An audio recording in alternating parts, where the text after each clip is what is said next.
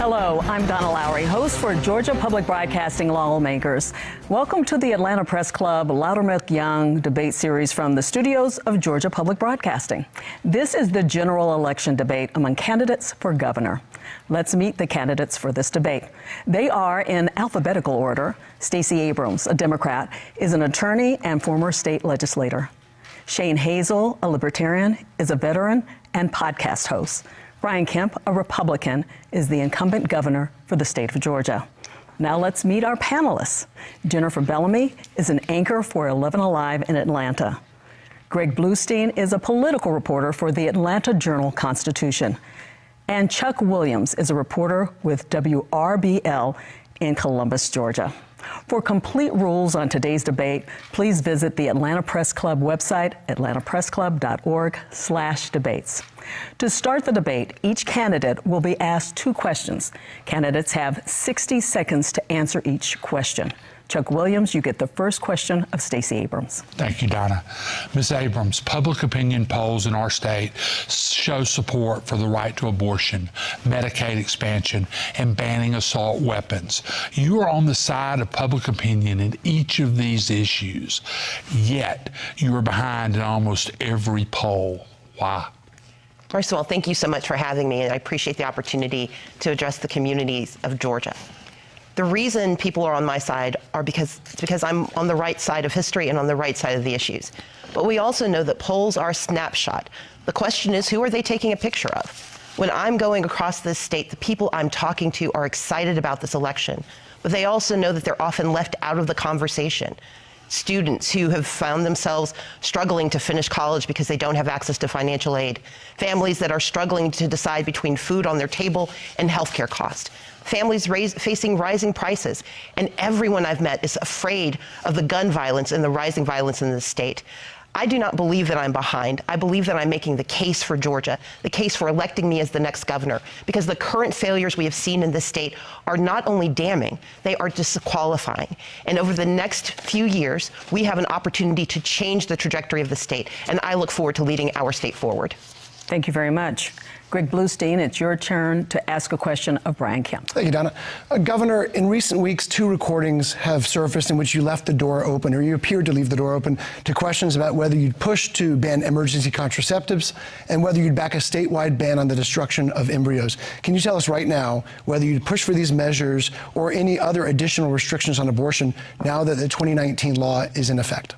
No, I would not. I mean, look, we were at many campaign events, people come up, secret recordings, couldn't completely understand the conversation that's going on, but no, that's not my desire to do that. Georgians should know that my desire is to continue to help them fight through 40-year high inflation and high gas prices and other things that our Georgia families are facing right now, quite honestly, because of bad policies in Washington, D.C.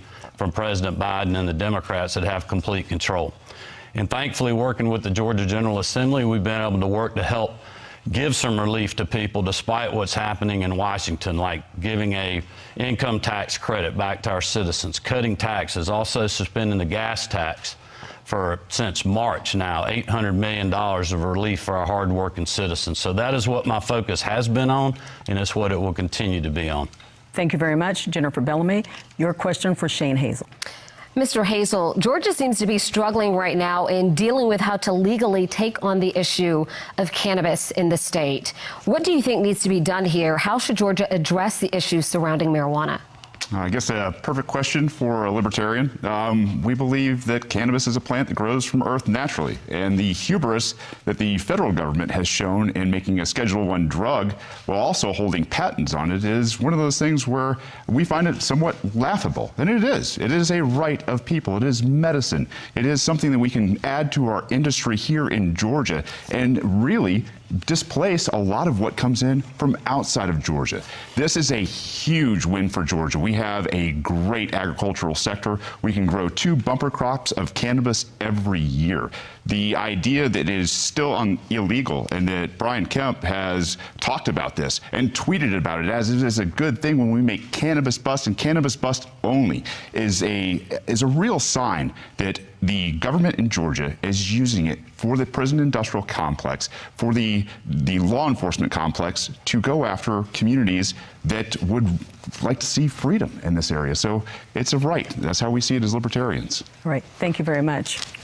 You have a rebuttal? Yeah, I would just like to make sure people at home know that I have been doing exactly what I told them I would do when I was campaigning for governor, and now that I am your governor. We have been going after street gangs and drug cartels. So the things that we're tweeting out there is when our great men and women in law enforcement are making drug busts, not from recreational users and other things. But that's what my focus is on. All right. Thank you very much, gentlemen. Greg, please ask a question of Stacey Abrams. Yeah, Ms. Abrams, in 2018, you didn't concede defeat to Governor Kemp, and you talked to systemic problems with the state's election system. This election, do you commit to accept the outcome of the vote, regardless of what it shows? And do you stand by your use of words like rigged 4 years ago to describe the state's election system? In 2018, I began my speech on November 16th acknowledging that Governor Kemp had won the election. I then proceeded to lay out in grave detail the challenges faced by voters under his leadership as Secretary of State, including the 10+2 who were arrested in Quitman, Georgia, because they had the temerity to use absentee ballots. I told the story of students who were denied access to the right to vote, even though they had duly registered. 80,000 complaints had come in by that day, and it took 4 years of federal investigation in a lawsuit that was the longest running voting rights lawsuit in the state's in recent history that proved us right. Now, we didn't win every single claim, but we forced massive changes to the election laws. And unfortunately, Brian Kemp and Brad Raffensperger have decided to restore their greatest hits. Just today, a homeless woman was denied the right to vote in Forsyth County because she did not receive a provisional ballot because she had been challenged. As governor, I intend to stand up for the right to vote. I will always acknowledge the outcome of elections, but I will never deny access to every voter, because that is the responsibility of every American to defend the right to vote. Thank you. Brian Kemp, rebuttal, 30 seconds. Well, I would just say that Ms. Abrams is going to do a lot of attacking of my record tonight because she doesn't want to talk about her own record. In 2018, in the governor's race, we had the largest African-American turnout in the country. She said that Senate Bill 202, our recent Elections Integrity Act, what we passed 2 years ago, would be suppressive in Jim Crow 2.0. Just this past May in our primaries, we again had record turnout in the Republican primary and the Democratic primary. In Georgia, it's easy to vote and hard to cheat. And I'd like to add just a second here, as the libertarian. 30 seconds for you. Although you will push for people to have access to going to the polls and voting, you're not pushing ballot access. This is a huge oppression for people like the third parties, the people that want to get their people on the ballot. We have, I think, 20% Democrats, 20% Republicans in the state of Georgia. That leaves 60% of people in Georgia unrepresented by ballot access laws that both of them support. 30 seconds, Ms. Abrams. Actually, to correct Mr. Hazel, I co-sponsored legislation to expand ballot access because I agree with you that third parties should have better access to the right to vote in the state of Georgia. I co-sponsored it with one of our independents in the state legislature. But let's be clear about ballot access and voter access. Brian Kemp was the Secretary of State, and he has assiduously denied access to the right to vote.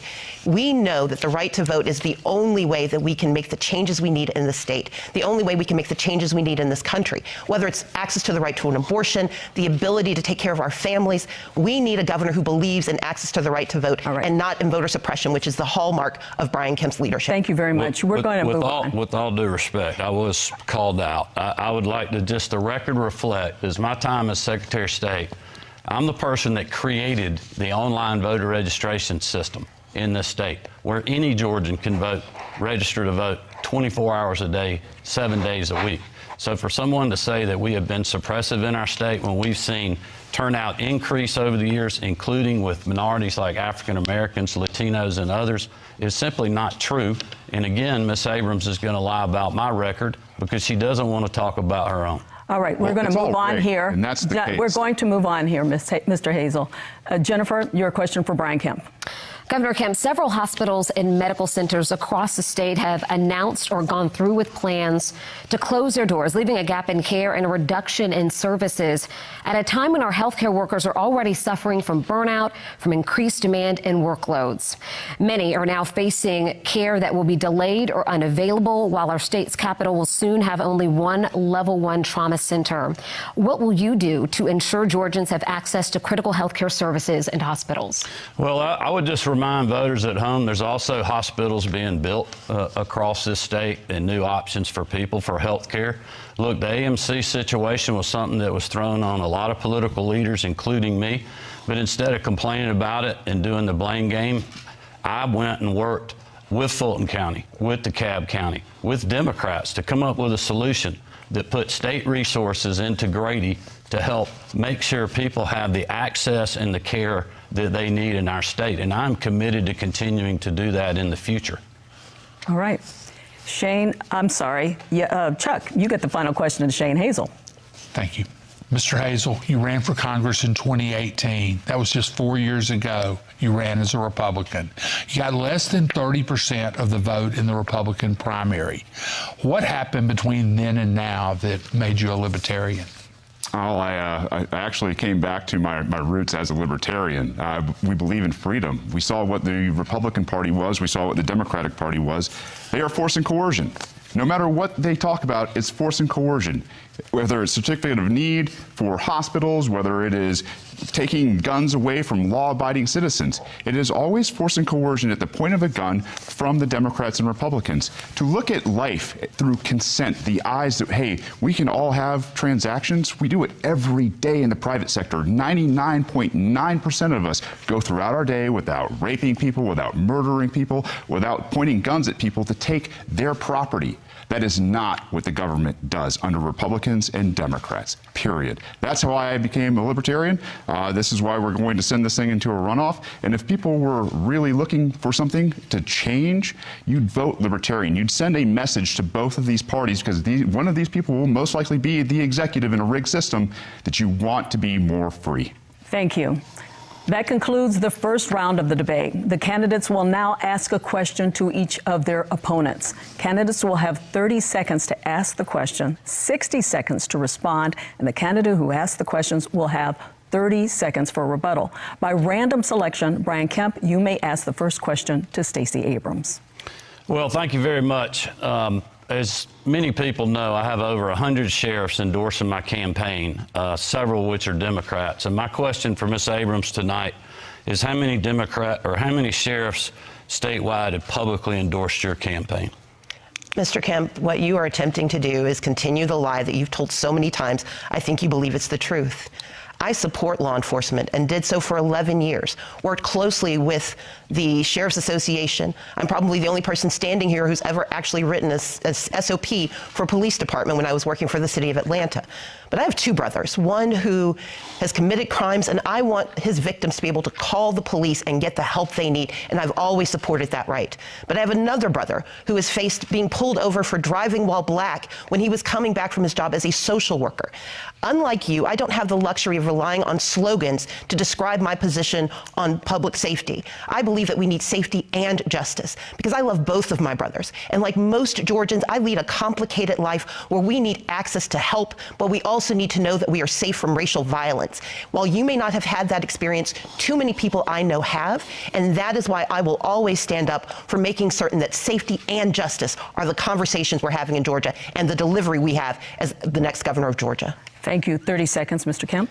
Well, I would just tell people that, look, I support safety and justice, but Ms. Abrams refused to answer the question, so I'll let you know that the answer is 0. No sheriffs are endorsing her statewide because of her stances on wanting to defund the police, eliminate cash bail, and serving on the boards of organizations like the Margaret Casey Foundation that supports and gives grants to organizations that are promoting the defund the police movement. If I may respond, because he actually lied there. Yes, I 30 do seconds. have the support of sheriffs, but unlike Mr. Kemp, I do not make it my plan to list every person who supports me. I have the support of sheriffs, I have the support of advocates, I have the support of victims, I have the support of those who want to be treated fairly in our system. I have to have conversations with the entirety of Georgia. I don't have the luxury of being a part of a good old boys club where we don't focus on the needs of our people. And that is why my mission has been to put out very concrete plans explaining how I will serve justice, how I will serve safety, and how I will serve the citizens of the state of Georgia. 30 seconds, Brian Kemp. Well, look, I would just tell people, I know Miss Abrams is upset and mad because these are things that she said. This is not me making this up. This is things that she said in interviews that she's done, and she's sitting on organizations that you can go look at the facts yourself. And that's why the men and women in law enforcement want a governor that is going to stand with them, who has been with them, not only to have their back, but also stand shoulder to shoulder on things like civil unrest and going after street gangs and human traffickers. Thank you very much. Stacey Abrams, you get the next question for Shane Hazel. Mr. Hazel, Republicans and Democrats have raised the alarm over the rise in the Chinese Communist Party-backed companies purchasing American farmland. To date, they've purchased more than 1 million acres of farmland in the state of Georgia. Would you agree with Mike Pompeo that allowing those purchases in the state of Georgia is a sign of madness? And would you be concerned about the national security implications of the Chinese Communist Party purchasing this land with the support of the state of Georgia? I see the setup for this question. I understand why it was projected at me.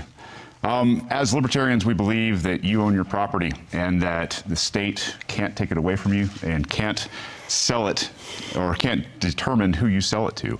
The CCP, obviously, which is going through its own internal unrest right now, I believe is probably purchasing this with things like central bank digital dollars and yuan, which are also coming down to a critical nature where people are in uprising in China.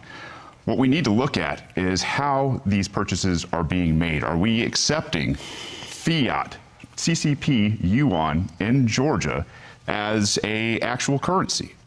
It's about as good as the U.S. currency, the fiat currency that we're about to have hoisted on us in terms of a CBDC. I'm not going to tell you or anybody else as governor how or who to sell your property to.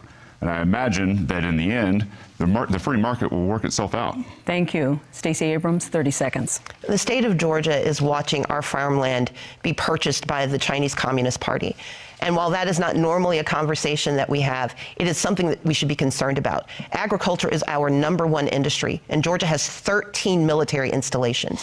The fact that the state of Georgia is working with the Chinese Communist Party, using one of their technologies that both Donald Trump and Joe Biden have warned is very much a national security threat, should be of great concern to every Georgian.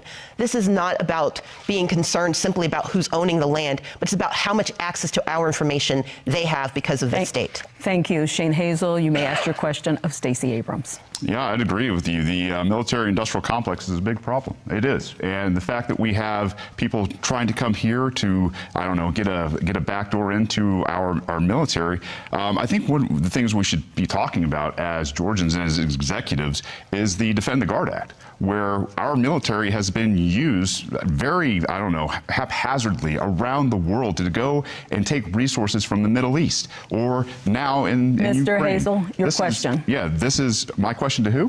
To Stacey Abrams. Oh, we've already switched gears. Yes. My question to you, I'm sorry. It's okay. I have hearing problems, guys. My question to you is, I mentioned CBDCs. As the executive of Georgia, when we come into a CBDC from the Federal Reserve, will you, as the executive, accept the CCCP-style currency? I believe that the conversation about currency is a complicated one, and part of the challenge we have is how this currency is transmitted, the very real security threats with digital currency, the hacking and mining of that digital currency should concern all Georgians.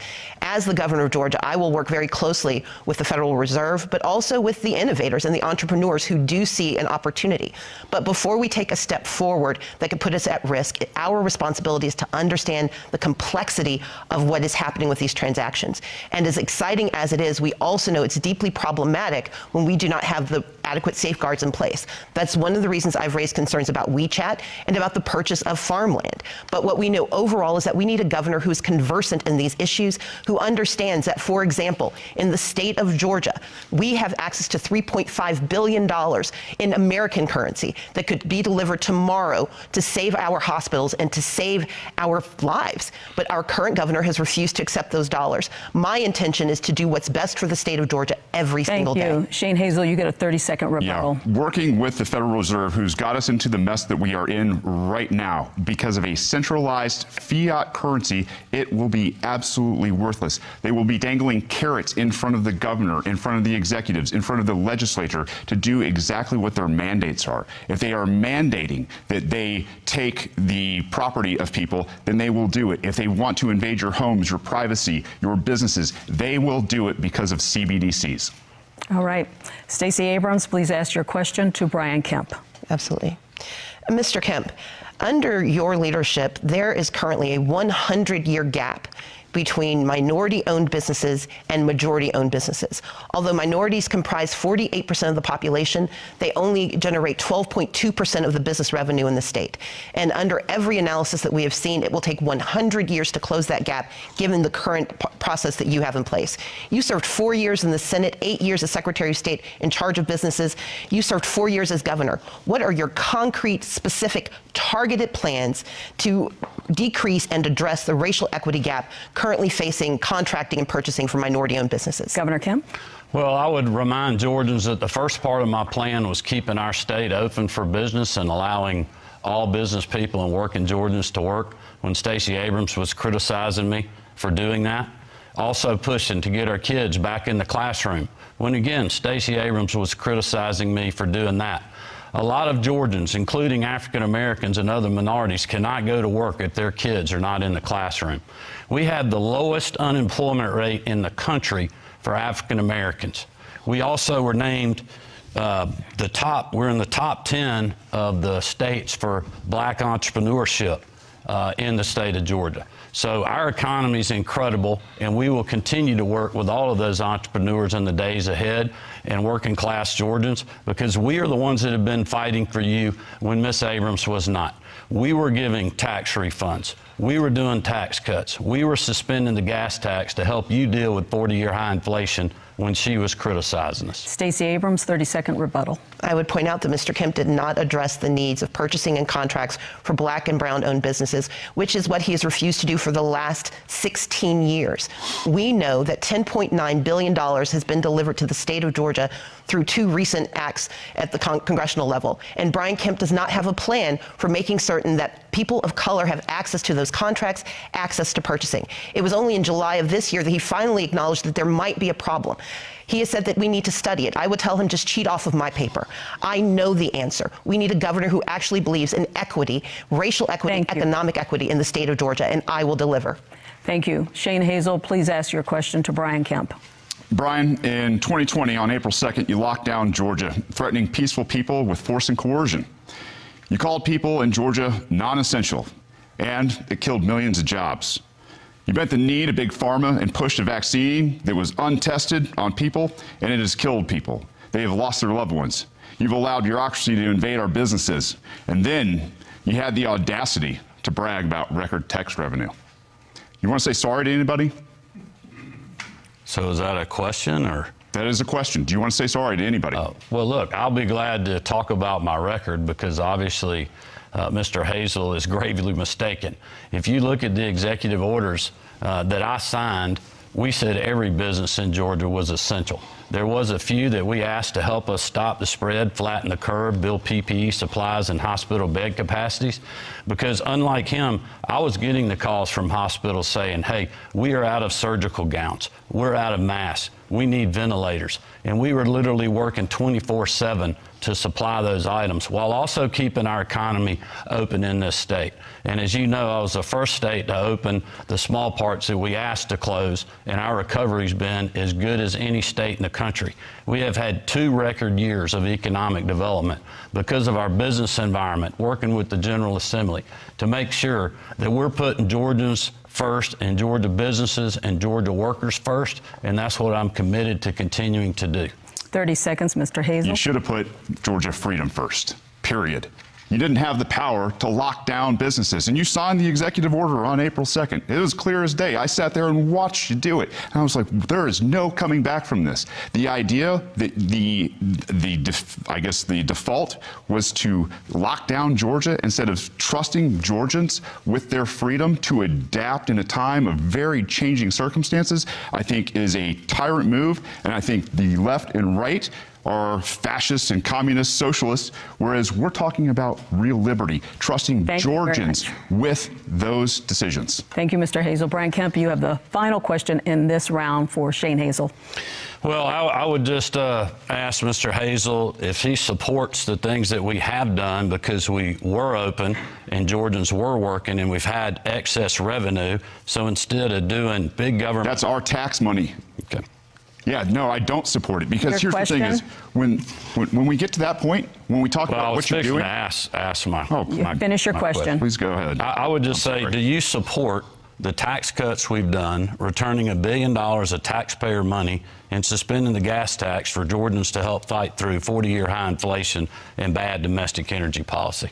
Georgia, I hope you hear me when I say libertarians think taxation is theft. It's your money. It's your property. Yeah. You should be able to determine what you do with it. I don't support the fact that you haven't ended qualified immunity. I don't support the fact that you haven't ended civil asset forfeiture. I don't support the fact that you haven't ended the drug war. You haven't ended nonviolent crime. You haven't ended cash bail. You haven't ended no-knock raids. You haven't implemented community review boards. And you haven't banned blacked-out cop cars that go after people for more money. It's ridiculous. De-escalation by the executive to leave peaceful people alone in the state of Georgia. That's my message to both of you, to everybody in the state who wears a badge. Stop going after peaceful people. Mr. Kemp, 30-second rebuttal.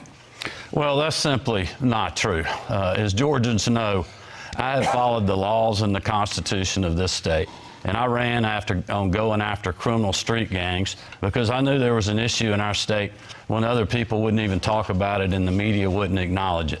And you look at the amount of fentanyl that's coming across the southern border because of bad border policies from this administration. Every governor in the country is having to deal with that. So yes, I'm going to go after bad people that are selling bad drugs and killing our children and our other citizens. The free market way to do that would be to allow cannabis and psilocybin to handle the mental health issues. Okay, well, I wasn't talking about cannabis. I was talking about deadly fentanyl. Gentlemen, stop busting them then.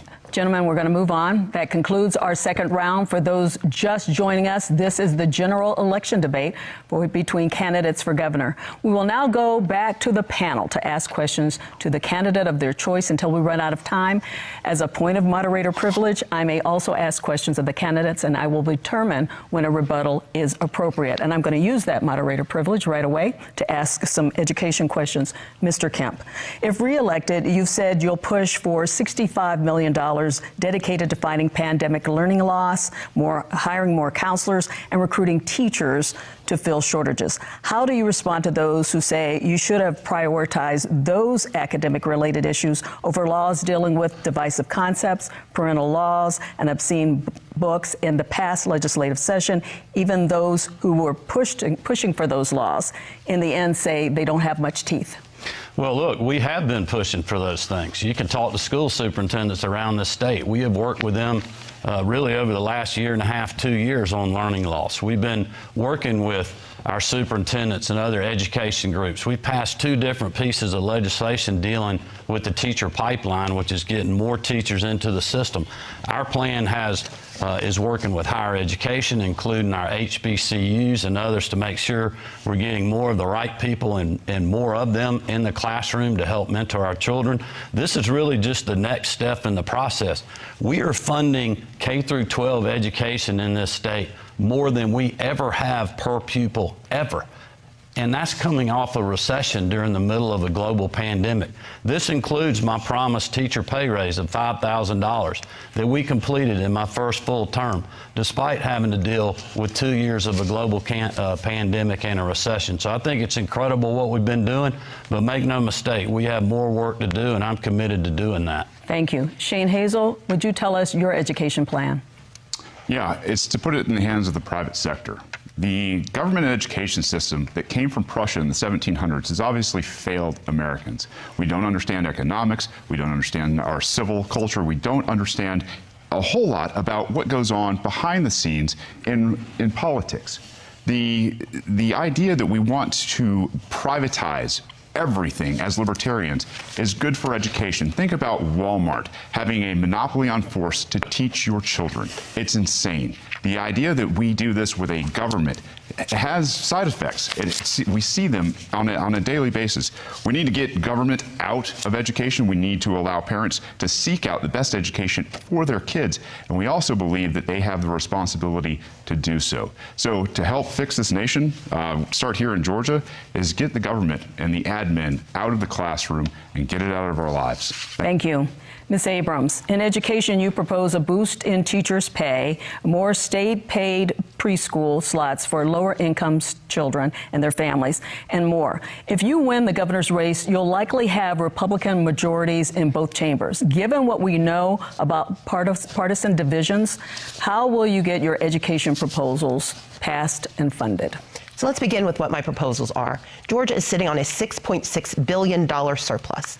That's money that we have after we've paid every bill, after we've put 15% aside for, say, a rainy day fund. That is money that after we've accounted for increases in population. And I want to invest it in our children and in our families, beginning with making certain that we have pre-K slots. We have 4-year-olds on a waiting list. I've never met a 4-year-old who waits to turn 5. But we can solve that problem with the money we have right now. We can also give an $11,000 pay raise to our teachers instead of a $5,000 pay raise on layaway. We can make certain that we are increasing access to the pipeline because teachers aren't in the pipeline because they can't make enough money to take care of themselves and their families. And that is why under this governor, we have a 67% retention rate. Any other CEO who lost more than 30% of their workforce would be fired. And that is why my plan is to use the resources we have today to plan for today and tomorrow. We've got the money, and we have economists in Georgia and national economists who have looked at my plan, and they say it works. Check my plan out at StaceyAbrams.com. Check my math. It works. Thank you. 30 seconds. Yeah, I'd just like to let people know that, look, my plan is to use the revenue that we have because we've been open. If Stacey Abrams had been your governor over the last 4 years, you wouldn't have that excess revenue because she wanted the state to stay locked down and criticize me when I opened it back up. We have, in fact, been using this revenue, and will do so in the future, to do another income tax refund and put the money back in your pocket. We're also going to do a property tax relief grant one time that helps you with rising property values and rising property taxes that the counties are not rolling back. Thank you very much. If I may respond, because 30 seconds. This is going to go back and forth between the Democrats and the Republicans. If they keep attacking each other, I'm going to say we've got to move on. Ms. Abrams, 30 seconds. For Mr. Hazel, we've got to move on. We're not going to be excluded from this. I'm not excluding you, but he did refer to her, so we are going to have her speak first. You're going to take money and property from people that don't even attend your schools because they don't agree with them. We want to move on. Ms. Abrams? I want to point out 3 things that were inaccurate. One, I urged caution because any leader should privilege the lives of those they serve. 38,000 people died in Georgia. We have one county where 1 in every 100 Hancock County residents perished under this governor. And so, yes, I urged caution. But I also urge good math. We have the money in our accounts to do what is right. Money not delivered by Brian Kemp, money delivered by federal Democrats, and money that is delivered by hardworking Georgians who have generated the surplus, and they deserve investments in their lives. And the income taxes that we keep hearing about, 50,000 people are getting $500 million. The rest of us are going to see $193. Thank you. That is not a good return on investment. Shane Hazel, 30 seconds, please. It's and then we have stolen money. To move on. All of it's stolen money from people who have property. The fact that we have property tax in America has got to be one of the most un-American things I've ever heard of. There are a lot of us at homeschool because we don't believe in the government school system, and we are still fleeced every year to the tune of thousands and thousands of dollars to pay for a broken school system that we don't agree with. That's both of you guys. With all due respect, Ms. Abrams called me out again. All right. About these 30 seconds, and then we really are going to move on. But the federal money that we're able to use right now and spend is because our state was open, and we didn't have to use this federal money to backfill state revenues, which has put us in an incredible position to move forward in our state. Mr. Kemp, we're one of several states that have had the same exact experience. It is disingenuous to claim not having a conversation. We're going to move on. It's the people's money. We're going to move on, gentlemen, and Ms. Abrams. Greg Bluestein, you have the next question. Ms. Abrams, I want to go back to one of Donna's underlying questions, which is the how issue. Absolutely. You've staked out dozens of policy proposals that would have to win approval from lawmakers, including Medicaid expansion, including several of the proposals you outlined here today. But it's highly likely the legislature will remain in Republican control. How are you going to win approval of these measures when in the face of staunch Republican opposition? Well, I don't actually believe there is staunch Republican opposition. I served in the legislature for 11 years, and every day during my tenure, I worked across the aisle to get good done. They put it in my title. I was minority leader, meaning I couldn't win unless I could work with others. That is why I'm the only person I know of who got an A rating from the Georgia Chamber of Commerce and the Friend of Labor Award for the same work in the same year. The work that I do is working with people to find out how we get solutions. Medicaid expansion is a perfect example. We have 19 hospitals at risk of closure, joining the 6 hospitals that have closed under this governor. We are sending a Brinks truck of $3.5 billion of our money to Kentucky, to Louisiana, to Ohio, because this governor will not accept the money. And the resources that we need in our state will come to our state when we have leaders willing to work across the aisle to bring our money home. But it's more important than that. It's about how do we take care of our families? How do we make certain that we're addressing high housing prices? How do we tackle the issue of gun violence? How do we support our freedoms and protect our people? And we need a governor who can do the math, but also do the morality of making sure we take care of every single Georgian. Thank you, Ms. Abrams.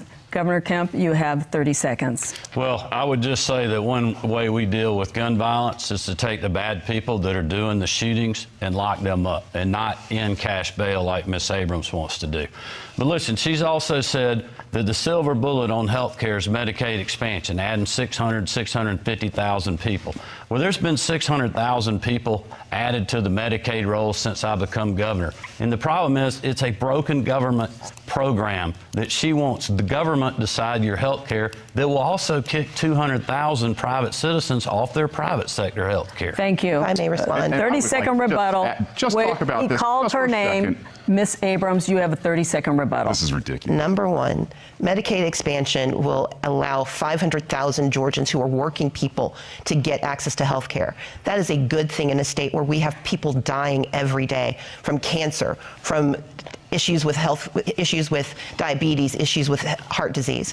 But number two, the 600,000 people he references who are on Medicaid, they are put there because of the public health emergency. And when that ends, they will lose health care, which will add more people who are on the streets unable to get health care. Under this governor, we've lost 6 hospitals. We have ambulance wait times that are excessive, and our people need relief, and they need their money back. I would like to weigh in. We want to give our panelists a chance to ask more questions. So, Chuck Williams, it is your turn to ask a question, Mr. It's insane. Governor, the Democrats have controlled the U.S. Senate for 2 years because Georgia shifted from 2 Republicans to 2 Democrats in January of 2021. One of those seats was held by Kelly Loeffler, a person you appointed to that post. She then lost to Senator Warnock. Do you wish you had made a different choice when you selected Kelly Loeffler? Well, no, not at all. I mean, I was excited about her candidacy. I know she worked extremely hard. It was a very challenging environment in 2020. And I think it goes to the point that in 2020, watching that election, I learned a lot of lessons. You know, a lot of the things that we haven't been doing with the ground game from a political perspective, we are now doing. Making sure that when we're campaigning, that we're making sure what we know the differences are with the candidates, but also we got to be for something. And what I'm for is doing another $1 billion tax rebate, for doing property tax relief grants, for continuing to strengthen rural Georgia and run rural broadband like we have been doing, that we started this program long before the pandemic hit. Doing economic development projects where 74% of the investment of over $30 billion over the last 2 record years is going to rural Georgia. Over half the 80,000 jobs that are going with those projects outside the 10 metro counties in rural Georgia, and I'm committed to doing that in the future.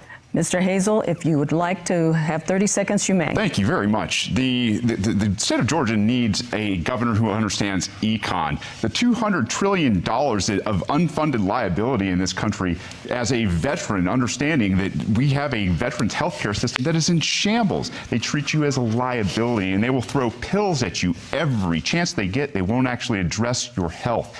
There is no way on earth we're going to expand that to the rest of the 99% of the country. It's a fairy tale, and it doesn't exist. That's why the economy is collapsing, because they continue to print trillions and trillions of dollars and hike interest rates at the same time. Thank you very Policies much. like that are going to do the same. Thank you. Jennifer Bellamy, it's your turn to ask a question. This question is for each of you. What do you see as the biggest challenge facing Georgia and Georgians, and how do you think it should be addressed? What will you do as governor to address that challenge? Let's start with you, Stacey Abrams. Gang crime is up. Gun violence is up. Housing prices have skyrocketed. Equity investors have purchased 30% of the homes in the state of Georgia. We have 1.4 million people without health insurance who cannot see a doctor when they need one. We live in a state of fear. And this is a governor who, for the last 4 years, has beat his chest but delivered very little for most Georgians. He has weakened gun laws and flooded our streets. He has weakened our privacy rights and women's rights. He has denied women the access to reproductive care. The most dangerous thing facing Georgia is 4 more years of Brian Kemp. We need a governor who actually understands the math and the morality. We need to understand that, yes, we have veterans, like Mr. Hazel pointed out, who can't get access to health care, in part because they're not fully covered by VA benefits and will only get health insurance if we expand Medicaid. We have seniors who are being forced out of their homes because this governor refuses to address the issue of housing crises. In fact, he told an audience that he didn't want to upset investors by giving local authorities control over housing prices, letting them address the issues. We need a governor who will do more for more Georgians. I want to give each one of them a chance to answer Jennifer's question. Shane Hazel. The biggest problem facing us is the economy, but to quote the great Rothbard, the man who puts all the guns and all of the decision-making power into the hands of a central government and then says, limit yourself, is he truly the impractical utopian? The idea that the economy isn't the biggest problem that we have in Georgia is because people don't understand economics. These guys don't understand economics, from Republicans or Democrats, or else we wouldn't be in the hole that we're in terms of trillions and trillions of dollars. What we need to do is get back to basics, Austrian economics, where we get rid of this cancer that has invaded every transaction that we have through a fiat currency system, creating freedom for everybody in Georgia is the default position. Not more government, not more programs, not more policies, not more point at the barrel of a gun, force and coercion. It is freedom. All right. Brian Kemp, your answer to the question. Well, I'll first, since I didn't get a rebuttal after being called out, would just let Georgians know again that my record's being attacked because Ms. Abrams doesn't want to talk about her own record. If you look at what the state of Georgia and our First Lady, Marty Kemp, has done to raise the awareness on ending human trafficking, going after the perpetrators and supporting the victim, as well as us working with the General Assembly to give Medicaid benefits to birthing mothers up to a year after having that child and other things, shows you our state that we value life and that we care. But in the future, my focus is going to be what it was when I opened the debate, and that is helping you fight through 40-year high inflation and disastrous policies in Washington, D.C. I would remind you that Stacey Abrams campaigned to be Joe Biden's running mate.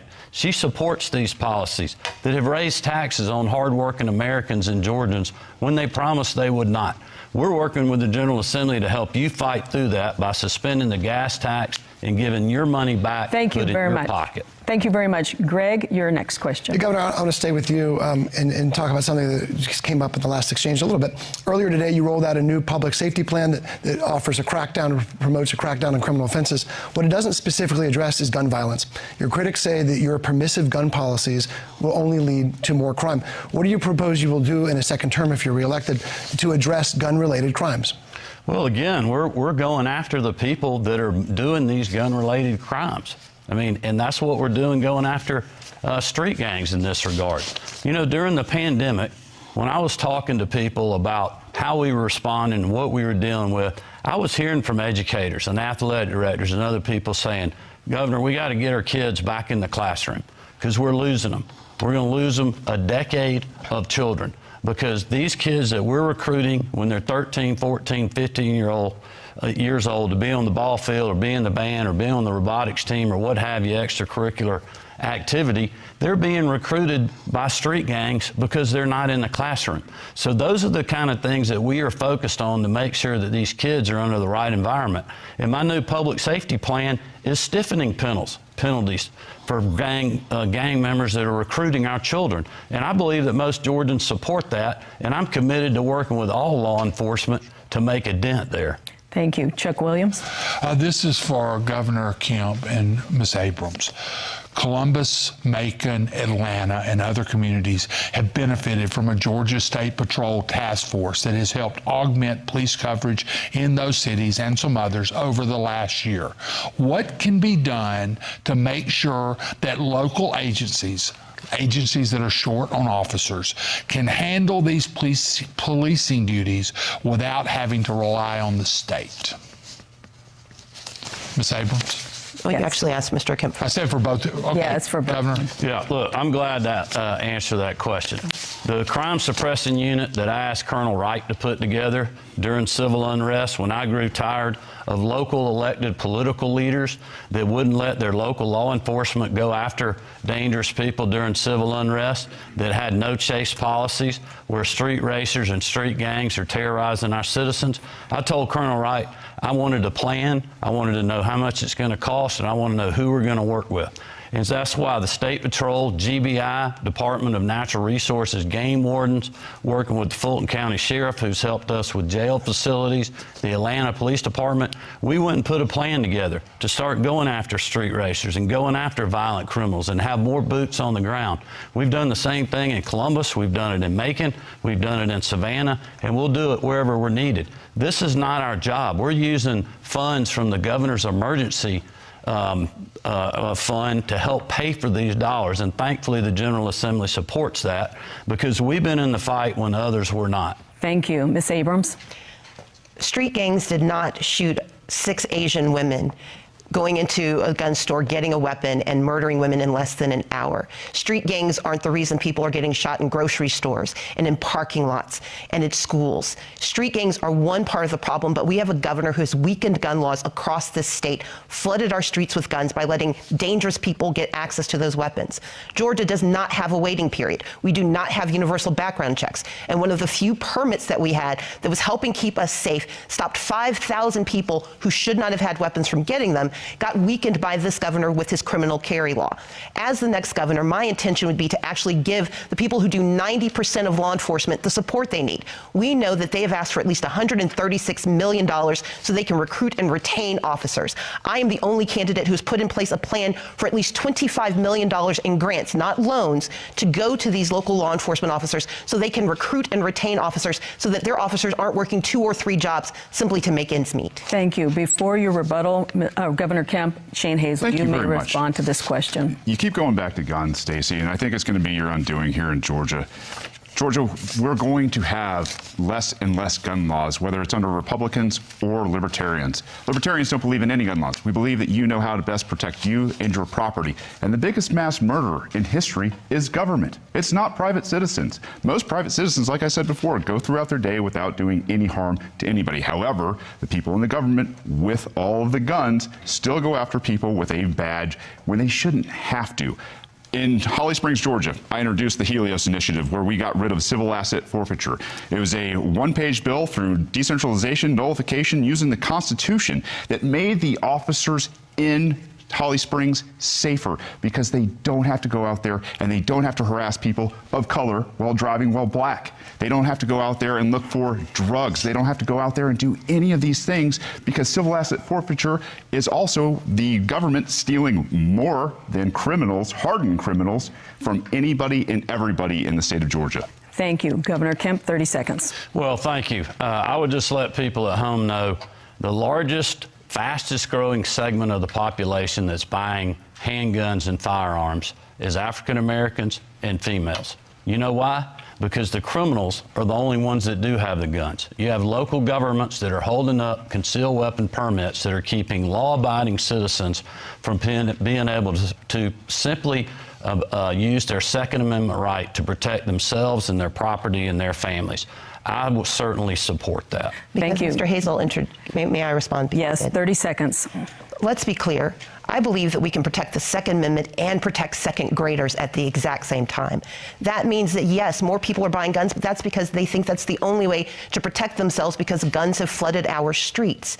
These are communities that want to be safe. They don't want to have to carry weapons. I know how to shoot. My great-grandmother taught me. But I know that the person who is most responsible is the person who holds the weapon. And that is why I will quote Ronald Reagan, trust but verify. And because of the criminal carry law that Brian Kemp signed into law, there is no longer a background check for those who have concealed carry permits. That makes all of us less safe. How are you going to take the guns? Don, if I could respond. How is she going to take the guns? That's a great really question. want to move on. Well, there is a federal background check. There's a federal background check on every individual that buys a firearm in the United States of America. Which shouldn't exist either. That is not true. Well, the point, Mr. Kemp, that's not true. I understand the point you're making, but the point is, when you buy a firearm, you get a background check. Mr. And Kemp, none of the laws changed. Mr. Kemp, if you purchase a weapon in Georgia through a gun sale or a private sale, through a gun show or a private sale, you're not subject to that. We're going to have to move on. I interrupted you tonight. I apologize. Candidates, we have to move on. I'm going to allow Jennifer to ask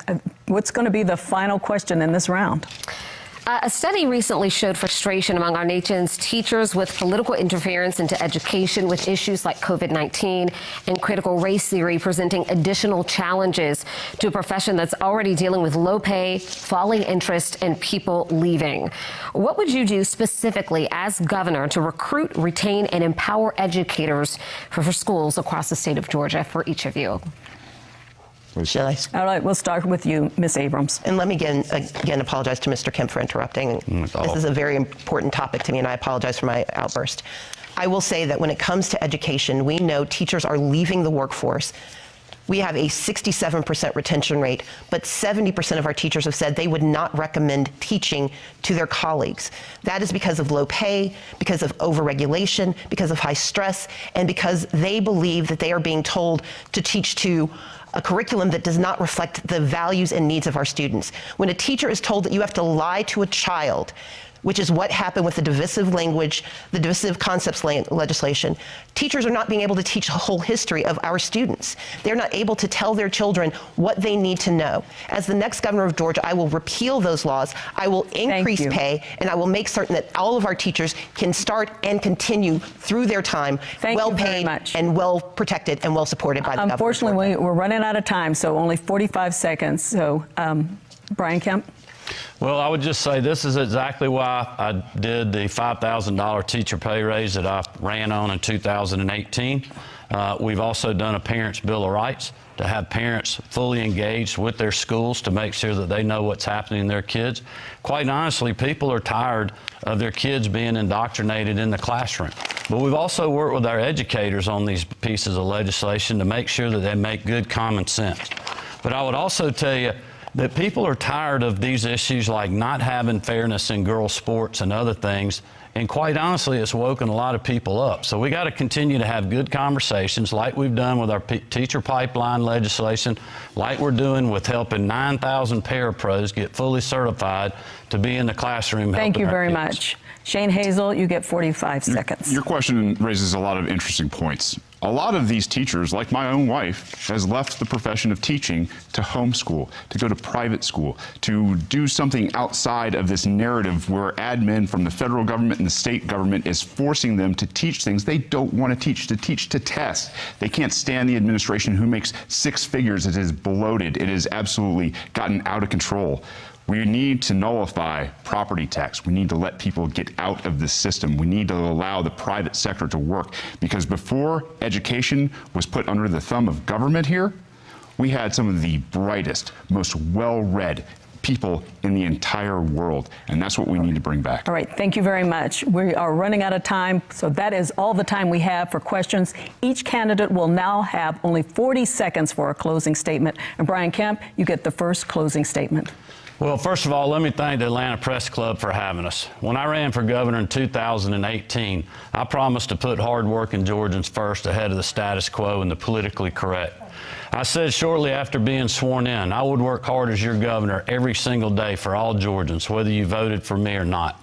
I'm so optimistic about the future of our state. The lowest unemployment rate in the history of the state, the most people working, and economic opportunity in all parts of our state, no matter your zip code or neighborhood. Stacey Abrams said Georgia's the worst state in the country to live. Well, Marty, the girls and I disagree. We think Georgia's the greatest state in the country to live, work, and raise our children, and that's why I'm asking for your vote and support to keep it that way. Thank you, and God bless. Thank you. Stacey Abrams, 40 seconds. I, too, want to thank everyone tonight for your support. And I want to point out that Brian Kemp did make promises. He promised to keep us safe, but crime has gone up. He promised to protect us, and yet he's attacked our freedoms. He has promised to take care of our families, and yet the rising prices in Georgia are rising because he refuses to expand Medicaid, because he refuses to tackle the affordable housing crisis that we have, and he's sitting on $400 million of our money that he will not spend to keep us under roofs and in our homes.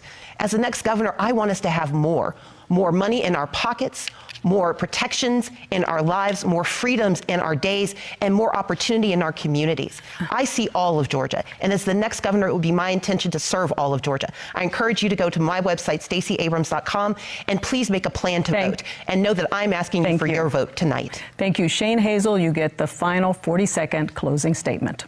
Georgia, you are essential.